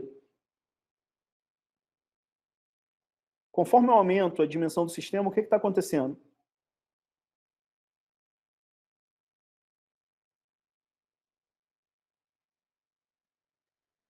Esse tempo aqui de resolução tá fazendo o quê, conforme eu aumento a dimensão do sistema?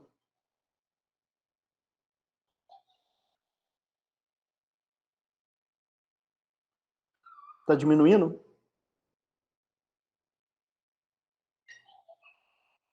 Está aumentando, né? E tem que aumentar porque quanto maior é ele, mais conta eu faço, né? Só que você não acha que ele está para um sistema 8x8? Eu comecei com 5x5, fez em fração de segundo. Num 8x8 já está 20 segundos, né? Está meio demorado, não acham, não?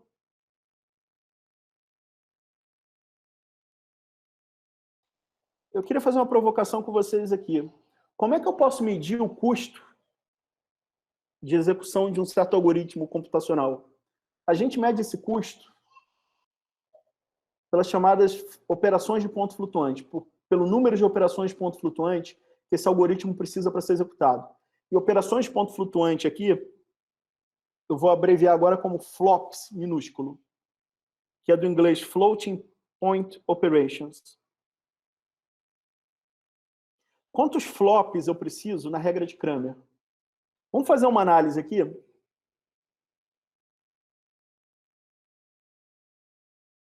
vou voltar aqui na regra de Cramer. Quantas contas eu estou fazendo aqui para calcular do x1 até o xn? Me digam.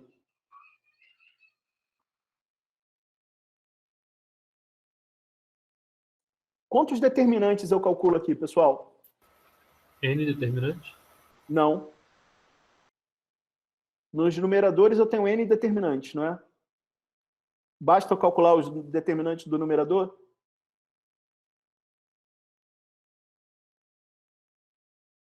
Eu tenho que calcular n mais um determinante. Vocês concordam? Porque eu tenho que calcular os n determinantes do numerador mais o determinante do denominador, né? Eu não preciso calcular esse determinante do denominador mais de uma vez. Basta eu fazer uma vez, guardei ele numa variável e pronto. Então, vocês concordam?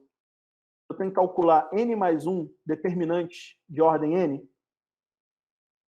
Então, o custo da regra de Cramer é n mais 1 vezes o custo de um determinante de ordem n, mais n. Essas n operações aqui correspondem àquelas n divisões que vocês têm que fazer de um determinante pelo outro. Vocês concordam com essa minha análise aqui?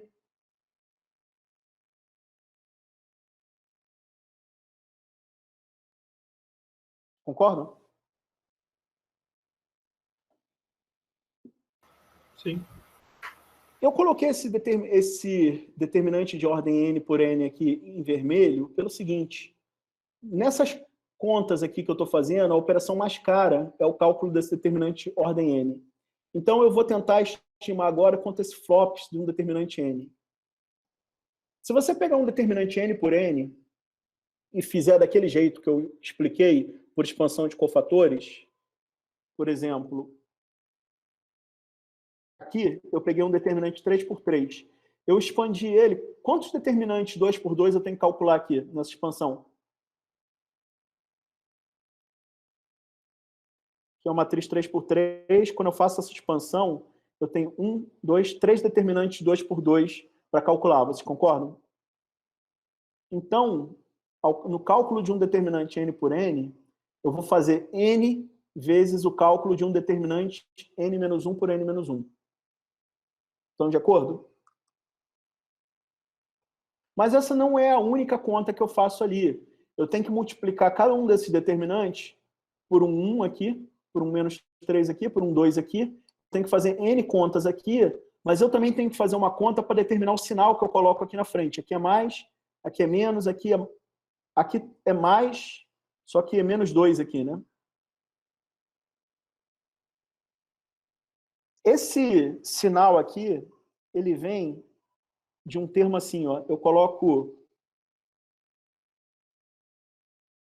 um -1 elevado a i mais j vezes aquele A1, 1, vezes aquele subdeterminante. Então, tem a conta do determinante, tem esse produto aqui e essa soma aqui. Se você fizer aquela conta ali em detalhes, você vai ver que o cálculo de um determinante custa isso. N vezes o cálculo de um determinante de ordem menor, mais um resíduozinho aqui, que tem a ver com as multiplicações e somas que eu faço ali. Tá? Eu vou deixar aqui esse resíduo aqui de lado, porque a conta cara é essa vermelha aqui, e vou passar a fazer uma conta aproximada aqui. Eu vou dizer que o flops de um determinante de n por n é aproximadamente n vezes o determinante n vezes o custo de um determinante n-1 por n-1. Tá? Por outro lado, o custo disso aqui é o de n-1 vezes um determinante de n-2 por n-2. E se eu prosseguir dessa forma, você vai chegar a uma expressão recursiva que é assim, n vezes n-1 vezes n-2 vezes 2 vezes o determinante de 1 por 1, que é 1. E se você ver aqui, eu estou multiplicando n por n-1, por n-2, n-3, até 2, 1. Eu tenho um n fatorial aqui, né? Então, o custo de um determinante n por n é aproximadamente n fatorial. Se eu pego n fatorial aqui e multiplico por n mais 1, eu tenho aproximadamente n mais 1 fatorial, não é? Se eu levo em conta essas continhas que eu deixei de lado aqui para facilitar o meu raciocínio, vai surgir um fator multiplicativo aqui no n mais 1 fatorial, que é o número, aquela base natural do logaritmo, que é 2,7 alguma coisa, né? Então, isso aqui é aproximadamente 3n mais 1 fatorial, o custo de resolver um sistema linear pela regra de Cramer. Para fechar a aula, eu queria mostrar para vocês aqui um experimento computacional que mostra o quanto a gente precisa, quanto tempo a gente precisa para resolver esses sistemas pela regra de Cramer. Essa tabela aqui, eu estou colocando n igual a 5, 10, 15, 20. N é o tamanho do sistema. É um sistema 5 por 5, 10 por 10, 15 por 15, 20 por 20. A gente fez esse experimento ali até 8 por 8, né? Você viu que levou 20 segundos. Eu estou colocando aqui em cima um computador de 10 anos atrás e um computador de hoje. Um computador i7, um computador de mesa, não estou falando um supercomputador, um computador doméstico, de 10 anos atrás, um i7, um computador típico, um computador rápido de 10 anos atrás, ele fazia 12 bilhões de operações por segundo. Esse flops maiúsculo aqui eu estou querendo dizer operações ponto flutuante por segundo. Um computador rápido, hoje, em 2021, faz 52 bilhões de operações ponto flutuante por segundo. Se eu pegar aqui e colocar esse 5, esse 10, 15 nessa fórmula aqui, 3 vezes n mais 1 fatorial, 3 vezes 5 mais 1 é 3 vezes 6 fatorial, não é? 3 vezes 6 fatorial dá 700 operações de ponto flutuante. Se eu dividir esses 700 por esse fator aqui ou por esse fator aqui, eu tenho o tempo que leva. Um computador de 10 anos atrás resolvia isso em 180 nanosegundos. Um computador de hoje, desse tipo aqui, resolve em 41 nanosegundos. Ah, mas ali no seu foi mais devagar. Mas aquele computador que eu fiz a conta online não necessariamente é igual a esse. Isso aqui é só para dar uma ideia de ordem de grandeza, tá? Um sistema 10 por 10 requer 3,6 milhões de operações para ser resolvido, pela regra de Cramer. Há 10 anos atrás, você fazia isso em 10 milissegundos, e hoje você faz em 2 milissegundos. Agora, se eu for para um sistema 15 por 15, olha, um 15 por 15, pela regra de Cramer, precisa de 1,3 bilhão de contas para ser resolvido. Há 10 anos atrás, você fazia isso em 87 minutos, hoje você faz isso em 20 minutos. E se eu for para um sistema 20 por 20? Você vai precisar de 2 vezes 10 é 18 operações. 10 a 12 é trilhão. Tá? Você tem aqui 2 milhões de trilhões de operações para serem feitas. Quanto tempo levava isso para ser feito 10 anos atrás? Um computador, 10 anos atrás, ia fazer isso em 400 anos. Hoje, para vocês verem quanto que evoluiu a computação, você faz isso em menos de um século, em 93 anos. Vocês estão vendo quanto que essas contas podem demorar aqui?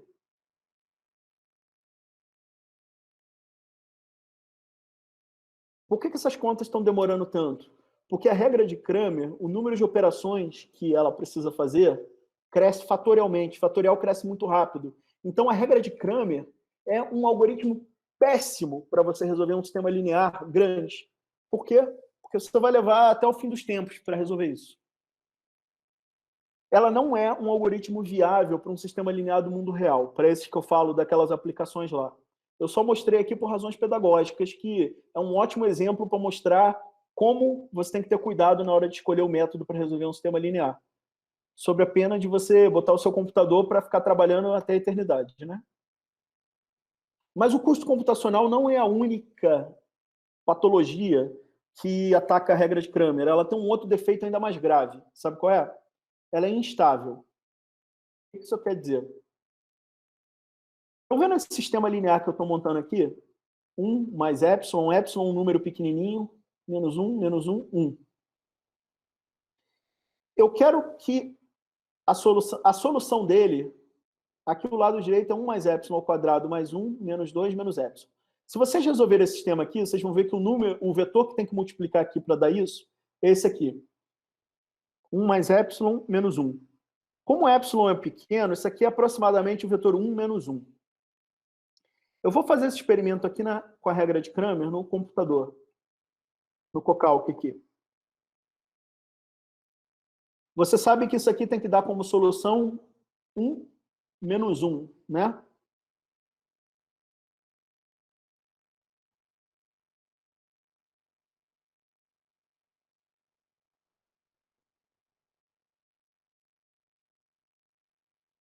Eu preciso definir de novo, peraí.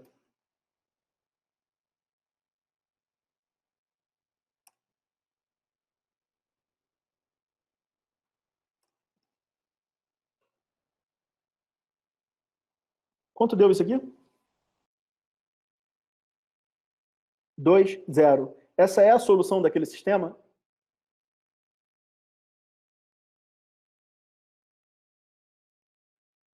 Olha, eu não posso dizer que o problema é custo computacional. Isso é um sistema 2 por 2, ele faz rápido. Só que ele fez certo?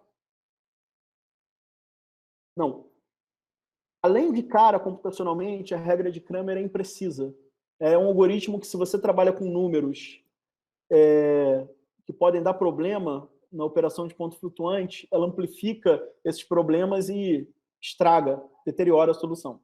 Então, são duas razões pelas quais a gente não usa a regra de Cramer. Só que essas duas razões, custo e instabilidade, elas também podem atacar os outros métodos que a gente vai estudar aqui. Então, a lição que eu quero que vocês tirem dessa aula é o seguinte: a escolha do método numérico para resolver o sistema linear tem grande influência na acurácia e na eficiência do processo de cálculo da solução. Então, a escolha desse método tem que ser feita com muito cuidado, tá? Você tem que escolher esse método com sabedoria. Professor, O que a gente vai ver nas próximas aulas? A gente vai ver métodos que são muito mais robustos que a regra de Cramer, são muito mais rápidos que a regra de Cramer, tá? O principal método desse é a eliminação gaussiana. Sim, pode falar. então, como que a gente consegue perceber que um método ele é menos eficiente ou menos preciso do que o outro sem testar? Ou não tem como? Tem como, sim.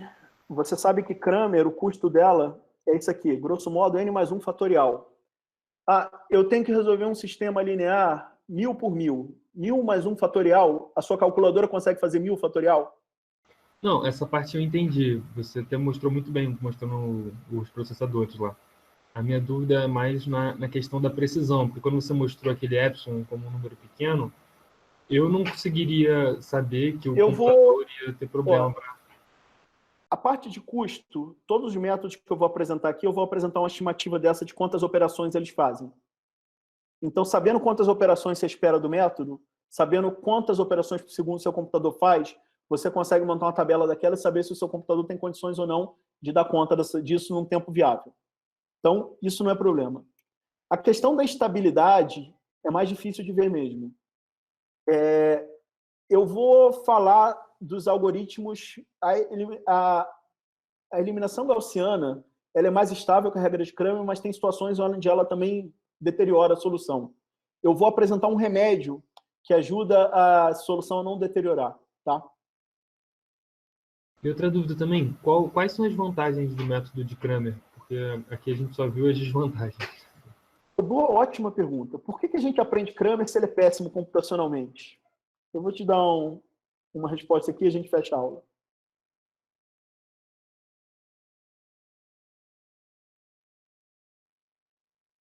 Imagine lá que você tem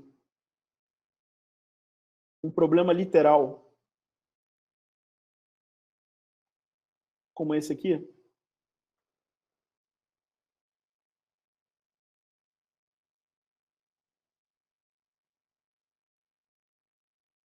Você tem um problema como esse aqui. Você quer saber a influência dessa entrada da matriz aqui e dessas duas entradas da matriz e dessa entrada do vetor B na solução.